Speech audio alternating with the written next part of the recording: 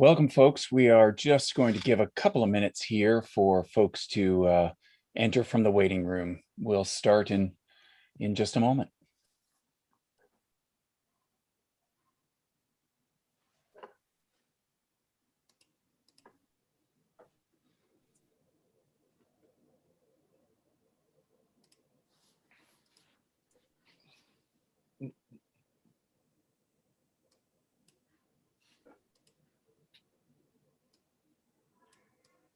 For those of you just joining, we're going to wait just a moment while people enter from the waiting room, and we'll get started right away.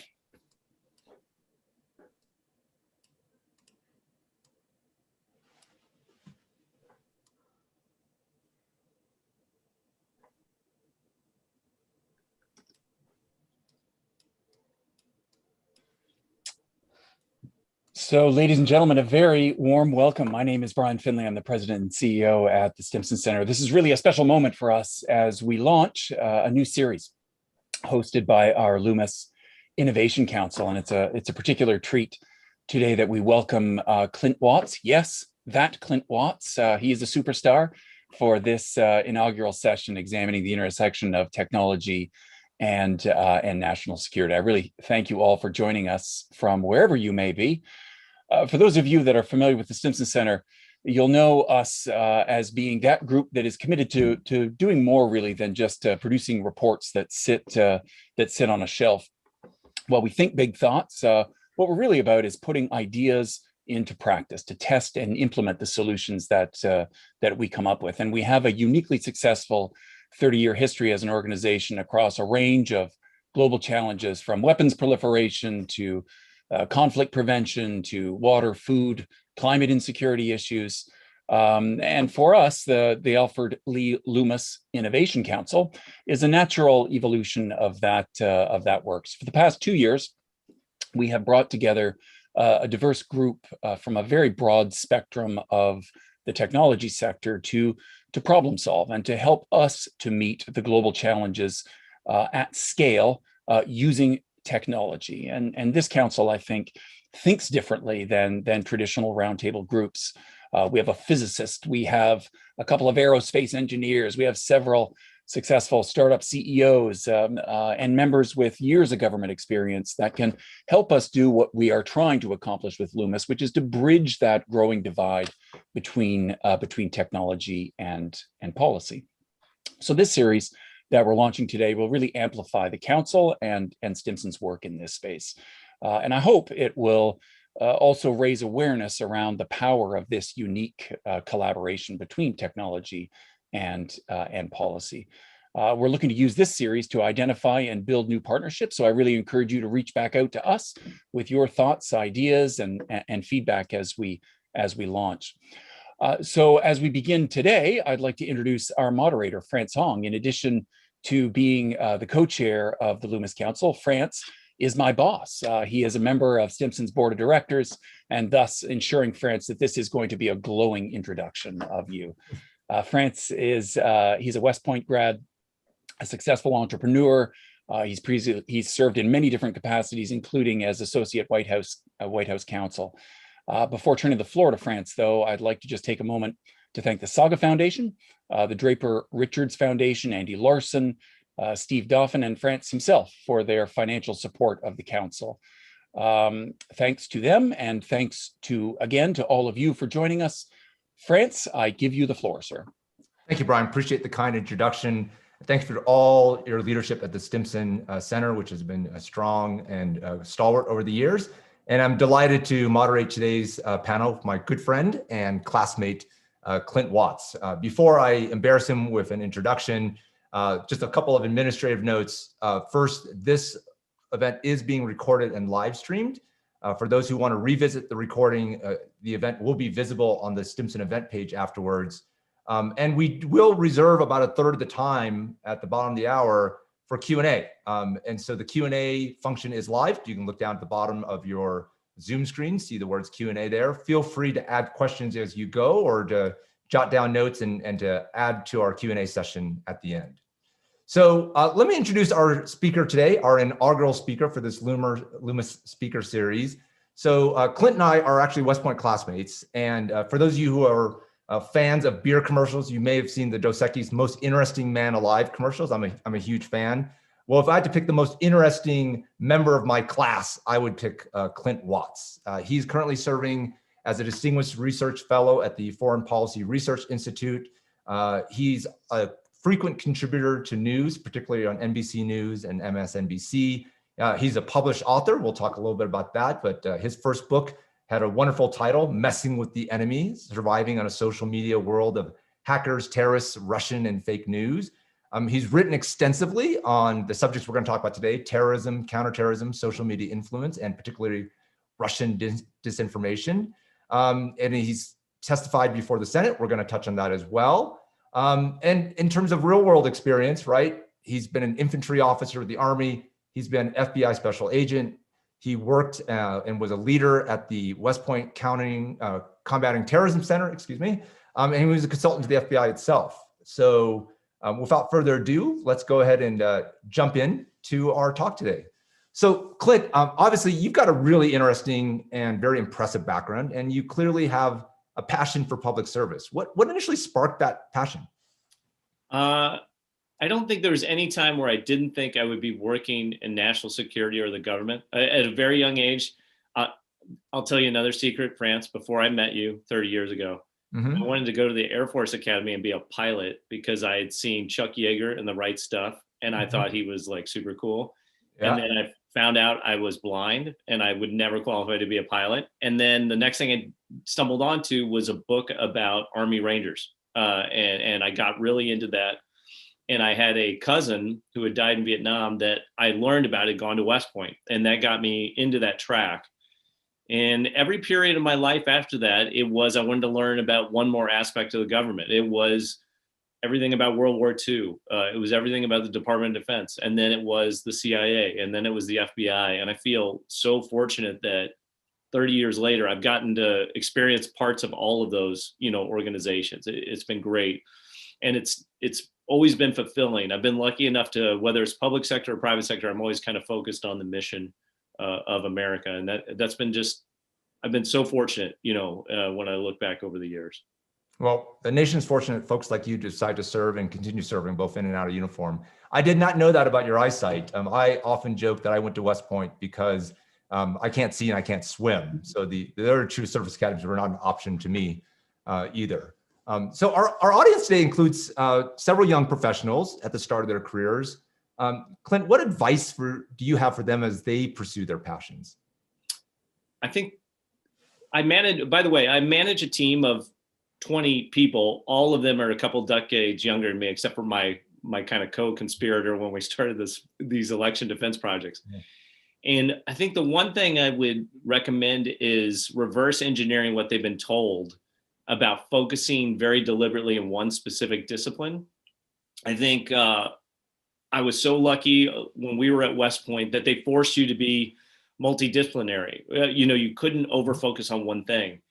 And I can say throughout my career, even though it seemed stupid at the time and I hated it at West Point or even in graduate school that I took a diverse curriculum, I've used or understood all of those things. And I think that really speaks to the diversity of experiences, the diversity of educations, and combining that with travel. If you can travel around the world, every time you go someplace new, you think about where you came from a little bit differently.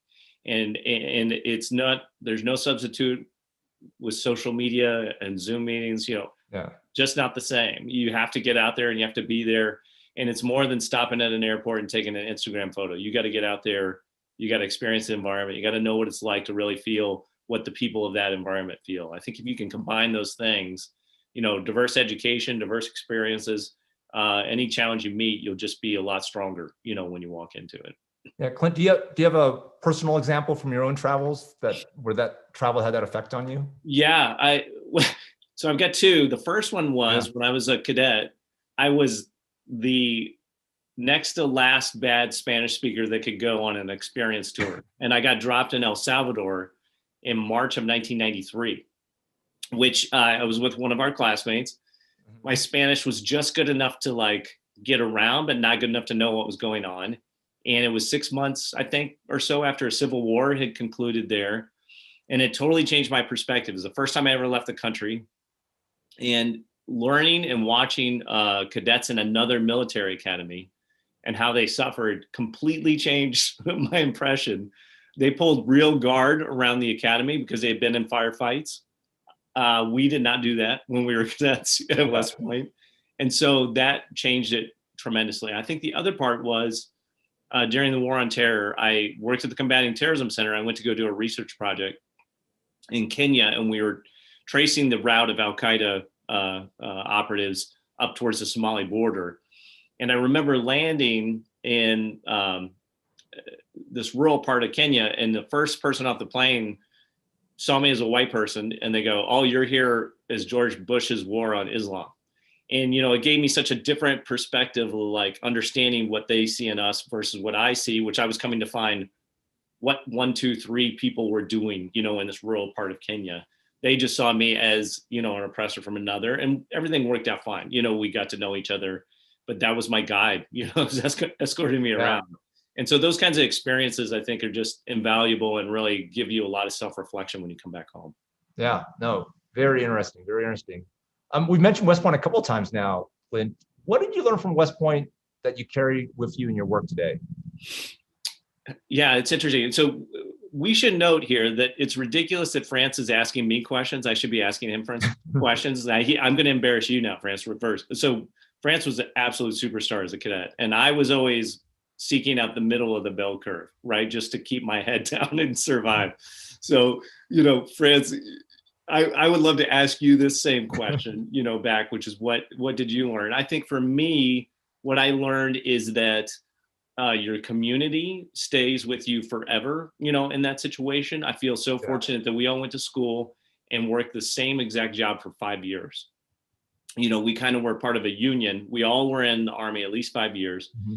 And to this day, I can walk almost anywhere in the world and meet somebody or bump into somebody. I've been in Nepal, walking up a staircase on a mountain and crossed class of 94 1 year ahead of us and had a conversation. And people are in all sorts of different disciplines. And so I think that the association that you build and having shared consequence, particularly with the war on terror and how we've all intersected in so many different ways, I think that is what's been fantastic. And then I think also what I didn't buy into maybe when I was there, but the mix of military, physical, and academic, that when you can do all three, even if you suck at it, if you can just get through it, it just gives you that confidence for the rest of your life, you know, that you can at least give it a try. Whereas I think maybe others wouldn't even attempt. Yeah. Well, I couldn't agree with you more, Clint, that having that common bond of that experience, both at the academy and after, and certainly the experience of anywhere you go, bumping into people, right, that you have a common bond with is a wonderful gift to go through life with. And certainly appreciate the West Point's ability to force you to do things that you're not comfortable with and continue that perseverance throughout the rest of your life. You mentioned the Army. Can you just give us a short little kind of snippet of your Army career? Yeah, I was an infantry officer. I went through basic airborne ranger school, the traditional route, and I was at the 101st Airborne Division in the late 90s. Did the year back at Benning, went to Korea for a year. Mm-hmm. And then I landed at Fort Lewis, Washington, right when they were starting the transformation 20 years ago, basically 21 years ago. And that was the first Stryker units, the wheeled mobile units, and I was a company commander there. I had a great experience all the way through the Army. You know, it was an interesting time. And when I look back on it, that 7-year period was the dawn of the internet. So we were kind of like a Vietnam Army in 1995. And by 2002, we were the heads-up display, you know, battle force tracking, internet enabled. And it was a remarkable period to be in the service and really see how technology was taking over. I think that really has helped me throughout my career go from essentially what was, you know, Vietnam era movies to what is today, which is incredible, absolutely incredible what the military can do today. Yeah, you were there at the very earliest days of what we're now calling multi-domain operations. So after the Army, you served in the FBI not once, not twice, but 3 times. So how did that happen, and what did you do? I did it backwards, France. So I was a 9/11 hire. Yeah. And I went to a joint terrorism task force. And I was very lucky. I fell into a squad at Portland, Oregon, and they were great people. But the organization was in turmoil. It was a year after 9/11. And I was not feeling good about it. I got to work on some interesting cases, but did not like it. And I was married to another West Point grad at the time. And I quit, pretty quick. I was not happy. And I got lucky that when I was back at the Combating Terrorism Center, on a random day, a deputy assistant director of counterterrorism walked into West Point and needed trainers for FBI agents. And I briefed on a whiteboard, like, this is how I would do it. A recommendation was like, how did you know this? I was like, well, I was an FBI agent like 2 years ago. And so he was a little floored by that, but he was amazing. And he was like, it's okay. He was like, you'll help me integrate the Army with the FBI and you'll be the bridge. And so from 2006 all the way through to, I think it was early 2009, I was back as this weird one-man consultant, and I could go back in the building and worked at FBI headquarters and counterterrorism division for a guy named Tom Harrington. And he ended up being my boss for about a decade. And I learned a ton in that second iteration. I could see the transformation of the FBI. I was lucky to work on what was called the Field Intelligence Group Reform, as this weird consultant that was next to all the people I'd gone to Quantico with. And I got to see a lot of the people that I'd been with, just a few years before. And then my spouse then at the time deployed to Iraq, and I became Mr. Mom for a little over a year and stayed back home. And then I went back the last time in 2012 and worked kind of at the national security branch level. And it was remarkable to see in that 10-year period. This is kind of like the FBI experience. In that 10-year period, it went from the movie Heat to 24, the change in the Bureau was so dramatic, and the workforce had turned over, and there were so many skills, and it was fantastic. I really enjoyed the last tour that I did there. And I got to work at that time. Tom was the number 3 to Director Mueller. So I got to see some of the decision making and be kind of a fly on the wall and think about policy. And I think it's just been critical, especially working with MSNBC now, to understanding how the FBI works, how investigations work, how the new FBI works compared to, the 1980s sort of bank robberies and drug, cartels version. And I think it's remarkable. I think there'll be a great story out there someday of where the FBI went in 2000 to where it went in 2020 and the changes that they made. And you're seeing it now with the January 6th investigations, how quickly they're moving on those sorts of things. Right. So how did all that lead you into the work you're doing now? All bad people end up at the internet is a way to think about it. So, if you think about the FBI or intelligence from the military perspective or the intelligence community, it was really about signals and communications and finance, right? Those are the kind of the things that you're always trying to figure out.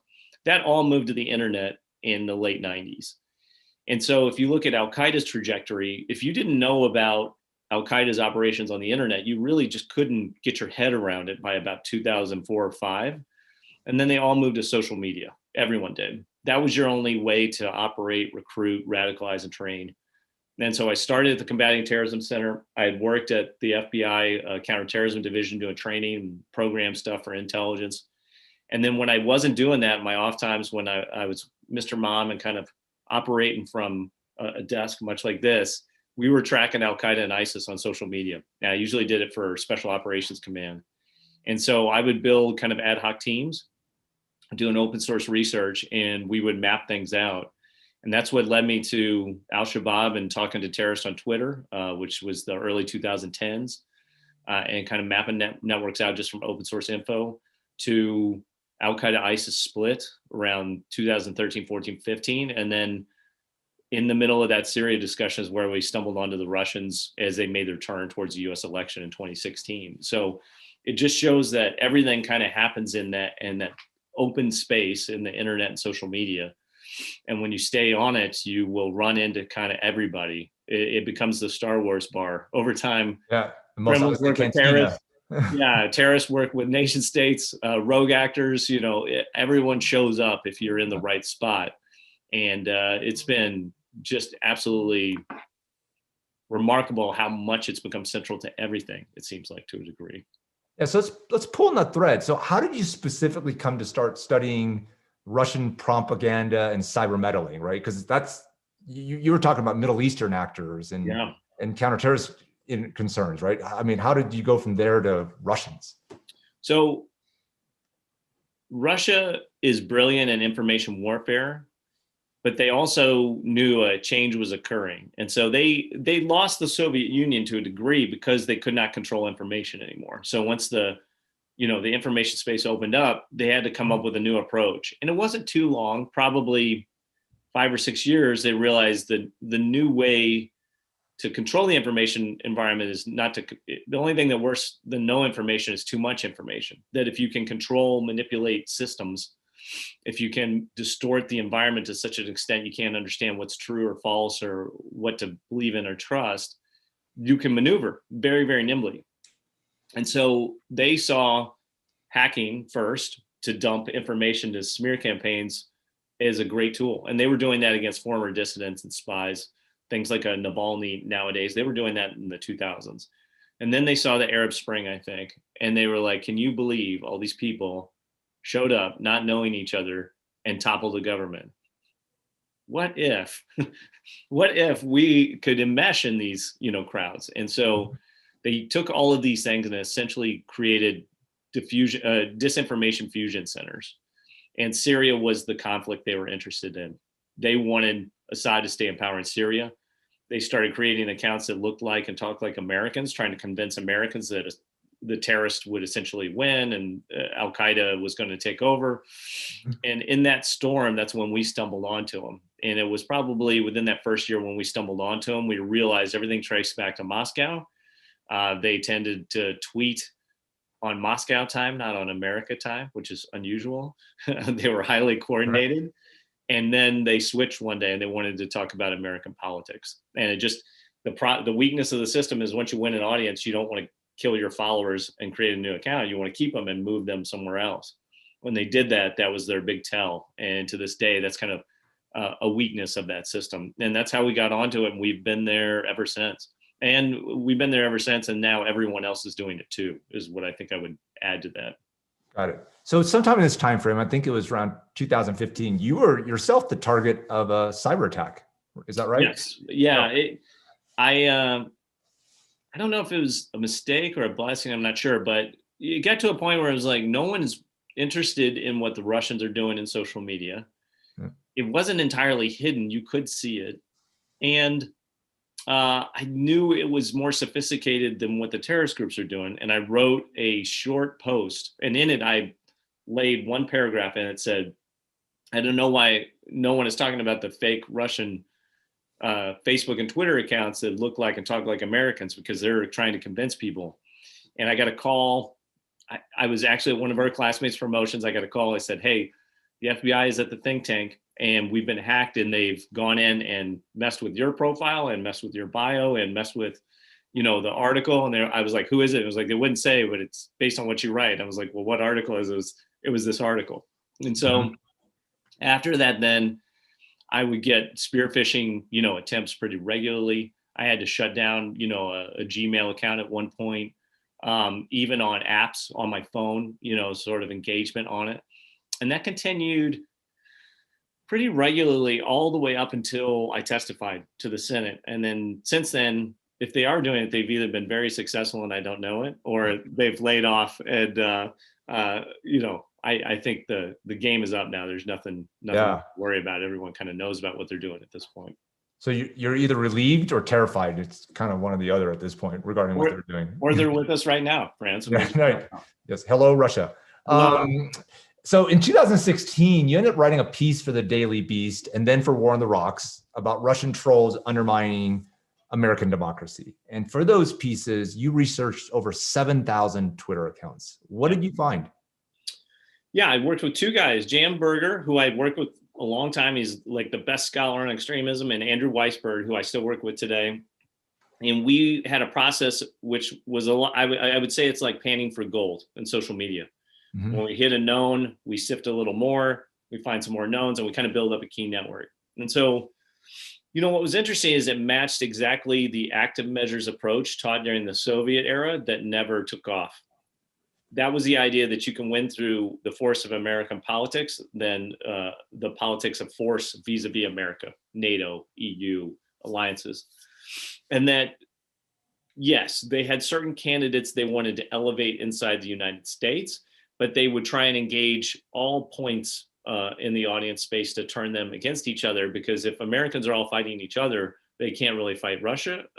If the Americans are fighting the Europeans, they can't mount a defense.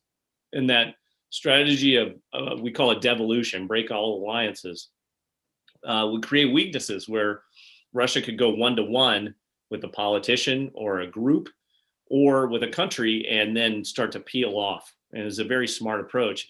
In the Cold War, it totally didn't work, because you would have to set up communist newspapers and then run spies, and then they would have like $10 to pay people. It was all very difficult. Basically, the plot of the Americans, very hard to do this. But when you do it on social media from St. Petersburg, actually quite easy to do, very cost effective, and very functional. You can just manipulate these things over and over again. And they pushed on social issues, political issues, financial issues. They would go after companies or industries. And so it was kind of across the board manipulation. I think the thing that bothered me the most was they were turning Americans against institutions and democracy, and they didn't realize that's who was behind it. And so I always like to give one example, which is they were creating actual rallies, political rallies in the United States, organized from St. Petersburg, convincing groups on two sides of an issue to protest against each other. They did it in Texas.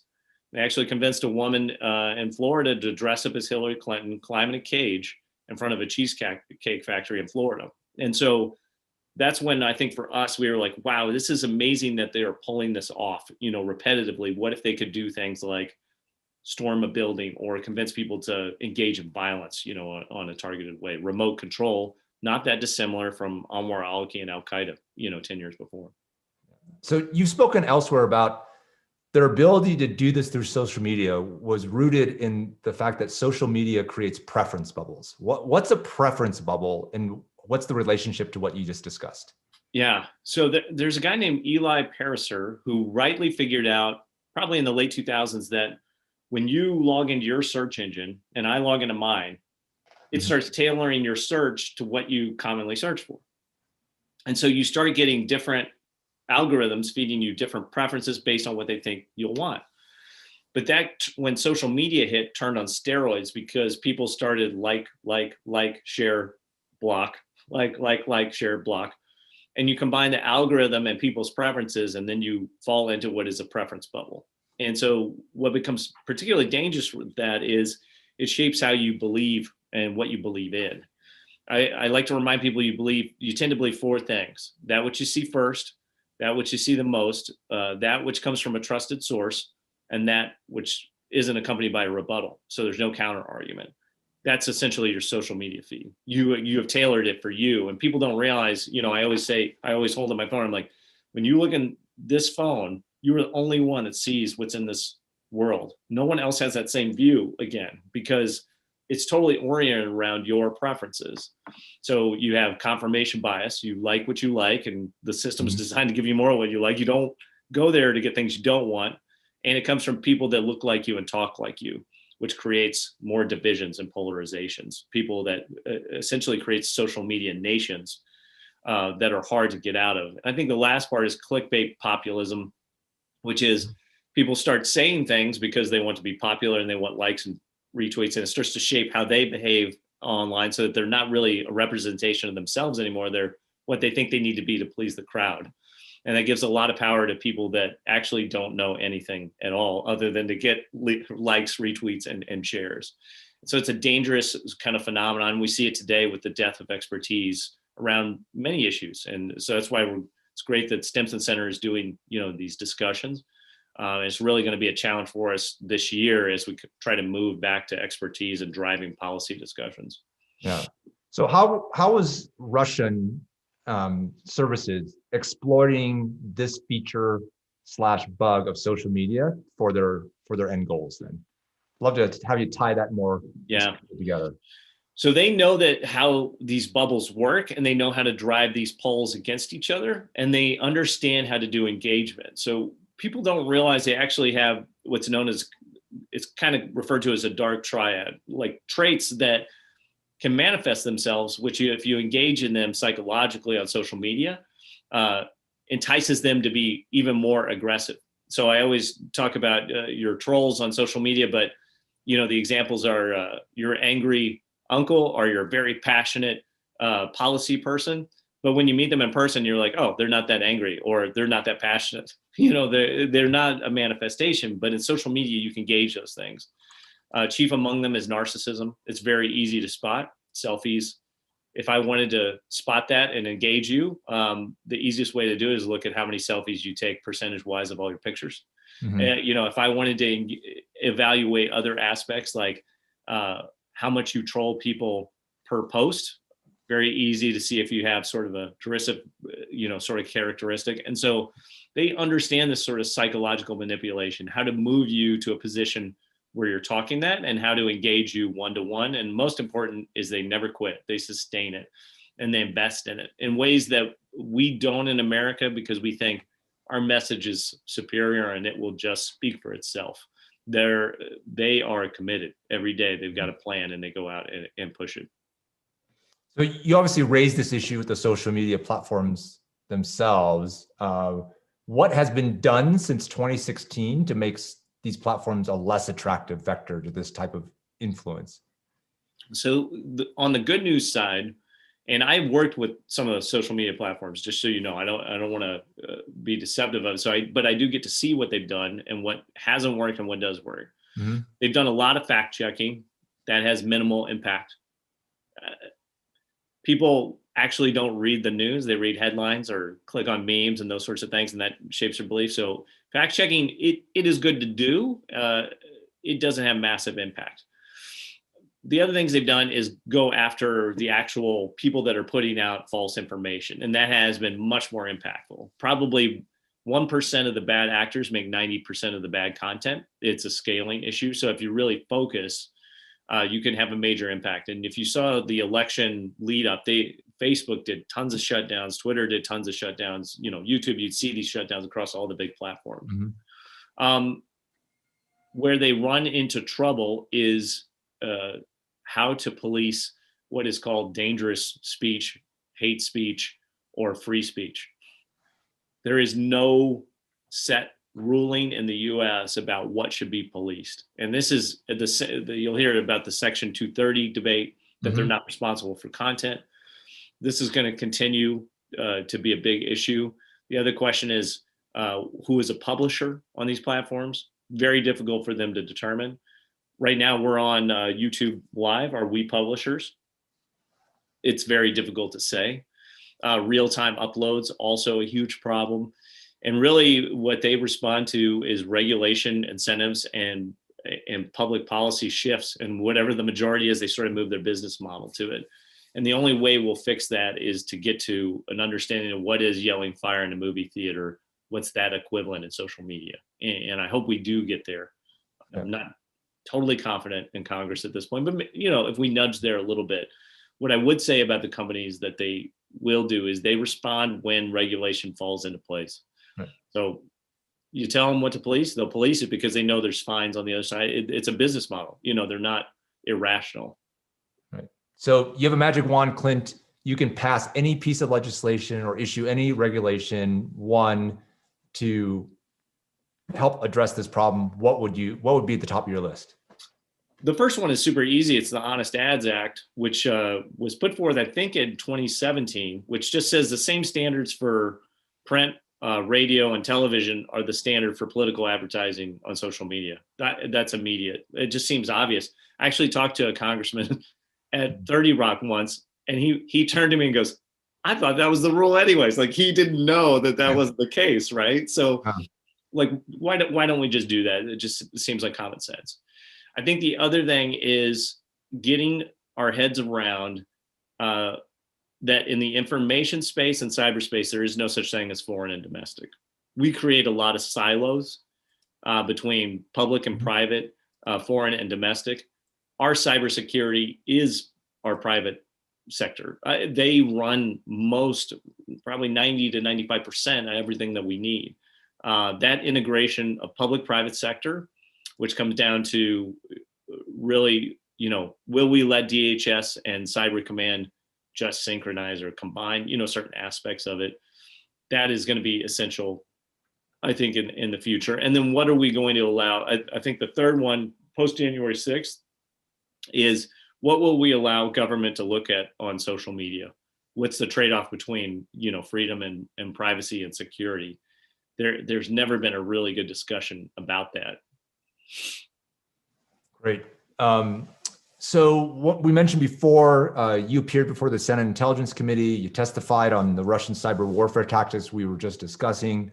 One of your quotes, Clint, during that testimony really resonated. And you said, "Follow the trail of dead Russians." Can you explain what you meant by that? Yeah. The funniest thing about that hearing is I made that up. That was the only thing I probably did not prepare or make, wasn't thinking to say that. And I looked at Eugene Rumor was next to me. He was a national intelligence officer for Russia. Brilliant. I thought he would answer the question. And I was like, well, I'll answer it. Look, by the time I had testified in the months leading right up to that, there had been so many Russian ambassadors, leaders, intelligence officials arrested or killed. And I knew they were all related to the Russian interference effort. And so the kind of question was, follow the money. And my point was, well, you could do that. They'll use Bitcoin. Why wouldn't they? I mean, you can hide your transactions. So follow the dead Russians and look at the people that have died. Sure, some are natural causes or something just happened, but I think we had counted 17, in a very short period. That's a tough attrition rate on your leadership, if that's the case. And so, it was always mysterious circumstances. The founder of RT in Washington, D.C., an ambassador falling out of a building or dying maybe in New York. It was just super confusing and the details weren't in the open. Yeah, I'd hate to be the person responsible for Russian actuarial tables, right? Like that, the data's got to be really off.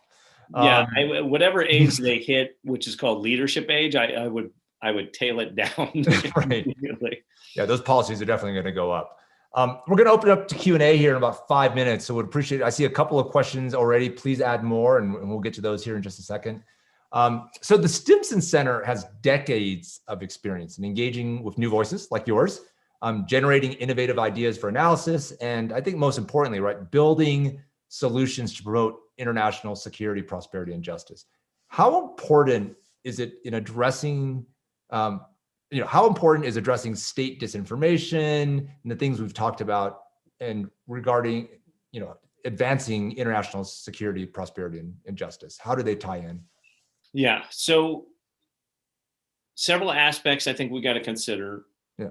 And in my mind, everything for our future, at least in national security going forward, it comes down to technology and climate to a degree, and the breakup of the internet is the biggest thing we should be thinking about. There's 3 internets today. We don't really think of it that way, but there's China's internet. There's what I call the free internet, the Western world, the US and EU.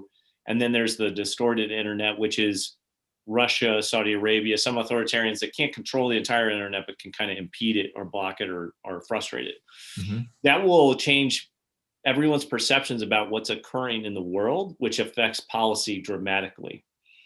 If you remember back to the Cold War period, and we used to talk about the red phone, the president had, that was to clear up confusion about missile strikes. We're going to have that again, where China's perception of the world, it will be one. The US and part of the West will be another. Authoritarians will have another, and it may not be clear because of the way information is starting to reshape. We'll gone out of this sort of hegemony of the internet as with the United States. I think the other part is how dynamic some of the states and their oligarchs, and by oligarchs, I'm not just talking about Russians, there are many around the world, have accrued enough wealth or manpower to substitute or overtake some states. For example, alongside Russian disinformation, there are companies doing large-scale intelligence collection and large-scale disinformation or propaganda operations, or deploying private military companies as a package. Prigozhin is an example of that in Russia, but there are many others. that will be something totally different, because there might be many countries that have overlapping alliances or ingresses, with these individuals. So that is something I think we got to pay very close attention to. And then the last part is, as the world reshapes with climate, what we once worried about will almost seem kind of senseless to be concerned about to a degree. We're looking at places that within 20 years will be inhospitable, inhospitable zones. So if you're a strategic policy maker and you're thinking about everything from technology to trade, to transport, and economics, some of our policies are outdated and are based on World War II era thinking. And the way geography will shape is, and I think Francis, you and I talked about, is latitude is going to be more important than longitude. The world will divide, and we always talk about east-west. I think I'm seeing more deep south, deep north, like the difference in the way the world can go. And we will need to insource our technology. I think we're seeing it right now with the pandemic. We have shortages in chips, microchips, supply chain, solar winds. We've been vulnerable in that sense, but maybe we should move back a little bit more stateside. There's dynamic changes that will happen, I think, in the next 10 years. Terrific. So Clint, I'm going to turn to some of the questions submitted. Thank you for everyone who's done so. Deborah Decker asks, the business model for social media promotes contentious posts more than conciliatory ones because viewers stay on those troubling posts longer, so related ad revenues are higher. These algorithms make good business sense. What's to be done to reward peaceful engagement in social media discussions? Yeah, so I'm going to give a little credit to Twitter. I never thought I would say that, 10 years ago. Like, I really enjoyed Twitter at the beginning, and then over time it became this awful experience. And then it's gotten a little better lately, but I would tell you to look at what they do, which is they are experimenting with algorithms and controls that I think are smart. One of them being, have you read this article before you share it? Automated function that slows down the speed of information or anger or incitement that's out there. I think that's great. Other things are, could you reward people with more followers for peaceful dialogue and discussion? That is really the incentives for the user. Oftentimes it's more retweets, more followers, more content, more engagement. Could you reward positive engagement more than right now, which is negative, engagement to a degree? Those things I think can be done. My thinking on it is, for the social media companies across the board, whatever it is, recommendation engines being the biggest one right now, because they're extremely dangerous on the visual platforms, TikTok, YouTube, Instagram feeds, is, can you test drive your algorithm before you launch it on the public the way we would test drive a car, or do safety checks around a car before we put it out into the marketplace? In the beginning, they didn't really do that. They just were like, wow, this is off the charts. Throw it out there on 3 billion people. And that has consequences, because you don't know what's going to happen. You can't even conceive it. So I'm hoping they're thinking, I think they are thinking more that way, but I would like to see even statutory, like, what's the psychological impacts on society of launching this, what seems like a great idea algorithm, out on scale. Speaking of great ideas, the hot new social media app is Clubhouse. Would love your, are you on Clubhouse? And second, what are your thoughts on Clubhouse as a vector for disinformation like we've seen on other platforms? Is it more or less vulnerable? And just any observations you have about Clubhouse in general? Yes, I'll kind of start at the back end, which is policing disinformation and fake news, and is going to get way, way harder, because the younger audiences in particular, but all of us more and more, don't read. We're listening to things, we're viewing things. The idea of before there were podcasts, people wrote blogs. They did that for a reason, right? That was the only way you could make content. So user availability of the content moves everything to audio and video, at least at this point. And even my own teams, we tried to type less, record more, shoot more. That comes to Clubhouse. Clubhouse, I find hilarious, because I was talking with my team, which is junior to me, and I was like, it's a radio call-in show from the 1980s. You get that dynamic. You can call, you sort of like go in, you start a show and people can call in, but it's also Twitter at the same time. And so, yeah, I like it as a medium and I enjoy it. The problem with policing it is you can't police in any sort of automated AI way speech. There's just no way to do it. Oral speech, you cannot do that. Picking up on keywords, and it would freak people out just to be watched in that way. It already freaks people out in text, but that's a really tough system. And so you've heard Zuckerberg and Jack and all these guys say, oh, we got AI and it's going to solve all this fake news. It's not going to solve that. That's going to be really, really tough to do. The other thing is, for influence, when you change the medium and you change the experience, the more engaging it is and the more private it is, the more impactful it is for changing perceptions. That is Clubhouse. That's a great way to do it, right? You're having a conversation just like we are now. And that's a great tool to use. So you're seeing a lot of the bad actors move there. Clubhouse invented this cool thing. It's the challenge of scale, for these young apps. I created this cool app. There's 10 people at the office, and now 1 billion people just got on the platform, and they're, shooting out 1,000 conversations an hour. Impossible, right? And so there are some approaches I think they can take, but the deference for a tech solution early is incorrect. I think it's a human policing solution. Starting, you build the tech around it. You tech trail. Yeah. So on the human policing solution, there is the challenge of scale, right? We hear about the problems of Facebook trying to use human moderators, both in terms of their ability to moderate, and then second, the effect on the moderators themselves. And any thoughts there? Yeah.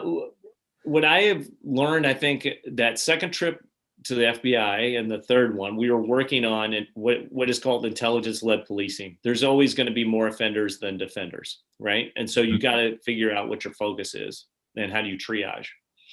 And so rather than focusing on content, focus on actors. And so, France, I like the parallel to our military training, because when I listen to content moderation discussions, it would be the equivalent of you and I are in an artillery bombardment and we're running around trying to catch all the artillery shells before they hit the ground, right?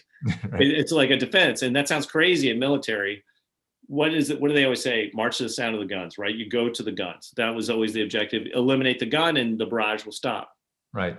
Very similar with content. It's taken a long time, and I think people are coming around to it. But when you talk about that military concept, they totally get it. But in content discussions, it's like we can't have one piece of hateful speech or extremist speech or disinformation touch the internet. Well, like that's not going to happen, right? I can make it faster than you can police it. So what do you want to go to is those that say the least but get the most response and are putting out false, hateful, extremist, violent rhetoric, and focus your efforts. And you can have an outsized impact with fewer actions. And so I think they're moving that way. I think you see Facebook moving that way to a degree, and that's where you deploy your AI tech and things like that, especially for young platforms that are trying to come up with new ideas. They got to do that. There's no other way to try and counter it. So don't target the speech, target the speaker. Right? Yeah. That eliminates the speech. We've got a question from Sharik Zephyr. He asked, what are your questions on how Congress should regulate social media companies, and any specific thoughts on Section 230? So I'll start at the end. I am definitely not a good 230 lawyer. I'm lucky I've got to set in some of those policy discussions, and then lawyers go round and round, and they have former media execs in there who make awesome points. I'm not an expert on it. I also think it won't happen. When I listen to those discussions and just knowing how social media works, what is a publisher? Who is a publisher? What's the line? There have not. The number one thing I would say for both the companies and for the Section 230 debate is, and France, you'll know this better than me. You know the law better than I do. What is the measurable harm that you want to police?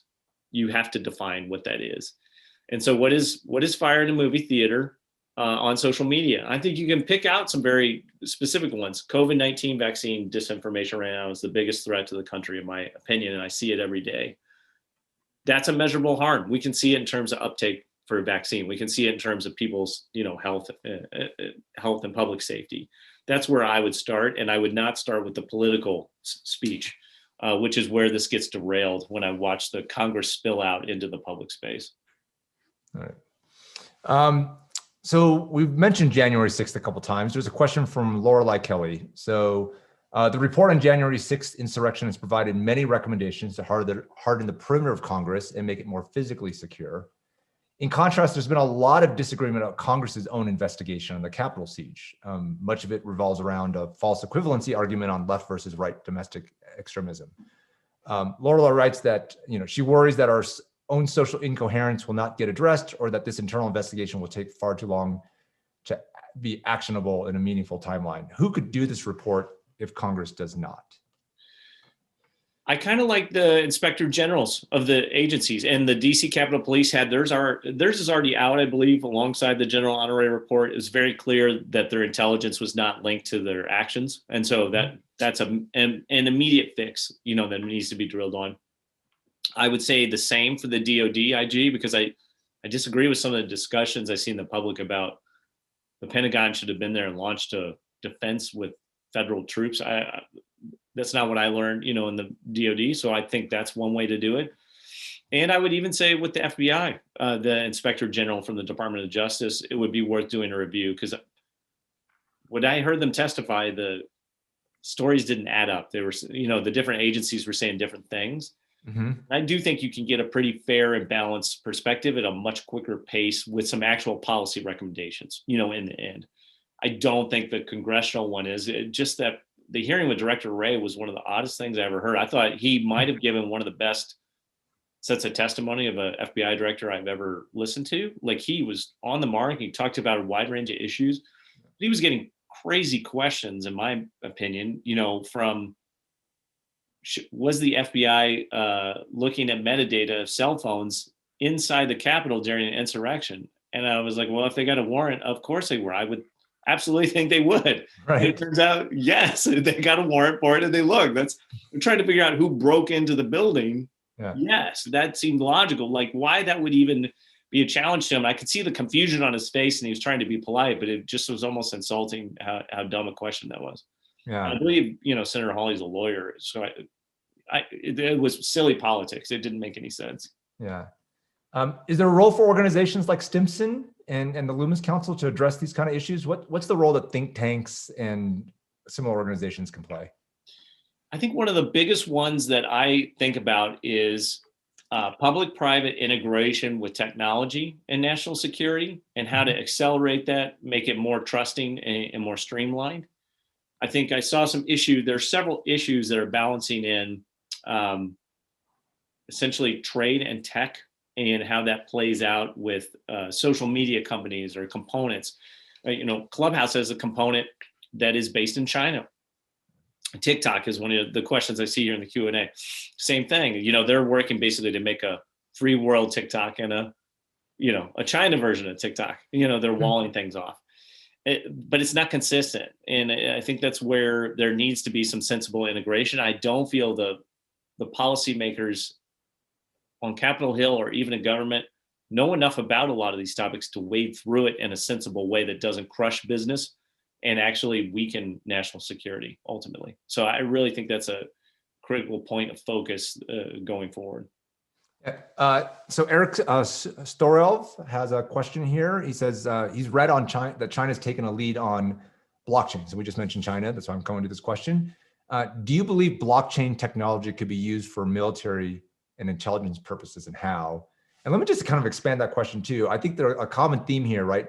Social media, blockchain, cryptocurrencies are all decentralization, right? Where you're decentralization of ledgers, of currency, of information flow.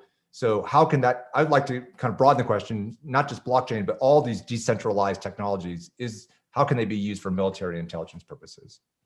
Yeah, so with that first one, and you're exactly right, France. China has digital yuan now, which is a totally different economic system that could destroy America's economic power around the world. Likewise, on the oligarch Russia-Iran side, they've been moving towards Bitcoin and digital currencies as a way to get around sanctions in the US monetary system, right? So all our adversaries are sort of maneuvering in different ways and using decentralized technology and distribution to do this. I absolutely think the Chinese and others will move quicker to blockchain for several reasons. One, they want some sort of rapid transaction tool that creates a ledger that can be tracked for all sorts of things, not just digital currencies, but surveillance state. Imagine a surveillance state, you can log people and their activities, their social scoring, those sorts of things. So there is an element of that. The other part is the military and intelligence purposes. I think inside the government is ensuring the authenticity and protection, of information is going to be huge. But I would also add verifying reality. So in the social media space right now, there's a deep need for a digital registry of real video and real audio and real print.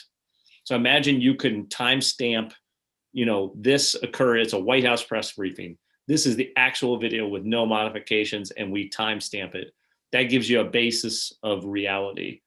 That avoids the sort of political debate of manipulated media, deep fakes, and those sorts of things, because it would give all journalists or all citizens or all agencies somewhere to point and be like, no, here's the real video of what happened. The same could be for intelligence collection, right? Or military maneuvers. Having those sorts of registries of reality is critically important. This is going on right now with Russia and Ukraine. They are conducting perception manipulation to try and bait conflict, test the Biden administration, test NATO. Will Ukraine shoot first? And then it gives me a provocation for war. That would be an example of one of those things where, manipulated media, how do we know it's manipulated or not? Is it your media or my media? Well, I have a registry of blockchain, enabled technology. I can prove that that's what it is. Great. So Clint, we're coming up at the top of the hour. I'd like to spend the remaining time having you talk about your current company, what you're doing. And then for the audience, right, there may be members of the audience that want to tap into your expertise or your company's expertise, or have you speak. What can you do and how do they get a hold of you? Yeah. So aside from the fellowships and the great experience I have, at MSNBC when they need me, I run a team called Miburo. Miburo, and that was a Ronin samurai group in Japan long ago, and we kind of co-opted the name. But the idea was we are using humans and empowering technology behind them to defend democracy, and we just did an election defense series over the last year, and we work also with private sector companies to investigate extremism or protect brands. So oftentimes people have smear attacks against their brand or against them personally, and they're trying to figure out where this is coming from, why it's coming from. And we do what I call deep hunt exercises to really go cross-platform and understand what happened. Should you care about it? What should you do about it? And who is doing this to you? And so we built out a team of young people. We work as a social media influence center, very much like a fusion center. And we have a global team and a platforms team, and they all come together. We speak about 10 languages out of the 20 of us, and we can kind of pivot anywhere around the world, and we put them together, all amazing young people. Our superstars are usually sophomores in college. It is the craziest thing. They know how to code, and they read multiple languages. They've been all over the world. And we team them up with some of the senior folks to do deep dive projects and enduring reporting. So super rewarding. It's been great, and we love working in both. We're even split between public and private sector at this point. Great, Clint. And if somebody wanted to get a hold of you, contact you, what's the best way? I have an email, which is, and I'll type it in, but it is clint@miburosolutions.com. Okay, great. Well, we are right here near the top of the hour. I think this is going to be a wrap. Thank you, everybody, for joining.